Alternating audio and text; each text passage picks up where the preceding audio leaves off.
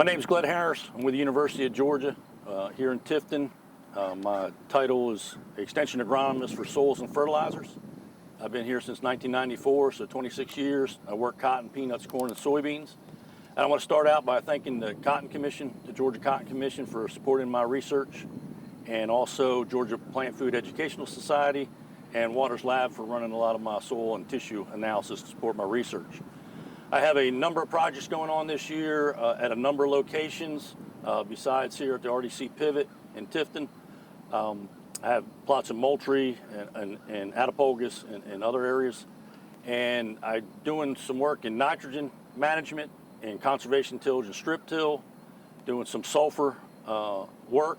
But what I want to talk about most today is potassium and potassium management. Potassium continues to be probably the biggest challenge nutrient-wise in cotton. Getting a lot of calls again this year in 2020 about potassium running out late in the season. Did I not put enough? Should I split it, etc. And really, the strategy we think still is best with potassium management is to put all the recommended potassium at planting and then be prepared to foliar feed during peak bloom if you need to. And we have worked on rates, and we've confirmed with our University of Georgia rates, and we do by yield goal up to 4 bale, that our rates are on target. I've also done a lot of foliar work. But one thing that still has been missing is this issue about split applications. And we split nitrogen, some at planting and some at side dress, so the question is, should I split my potassium? And previous research I've done has shown even in deep sands, we do not see a yield response to splitting potassium. It sounds against what you would think would come out, but that's why we do the research. If you don't do the research, we can just think whatever's going to happen and just make stuff up. But we're not going to do that. We're science-based, research-based. So the study I have this year behind me, and I've done studies in the past right here at this location, putting half the potash at planting and half at side dress, and I would actually get a deficiency already by side dressing time. So I have not been a big fan of the splits. Thing is, some people say, well, how do you split it? Do you put half and half, or maybe 3/4, or if I put all my recommended potash at planting and then a little extra at side dress? Of course, that's probably going to work pretty well. But the treatments we have behind me, this site called for 100 pounds of K2O per acre. And we use muriate of potash, not K-Mag. And what we did was we have one plot that's 0. You might be able to see it behind me. It's already given out. I did not expect a lot of potassium response here at this site, but we're seeing it, which is good for the research. So we have no potash at all. We have actually 100 pounds at planting, which would be what we recommend.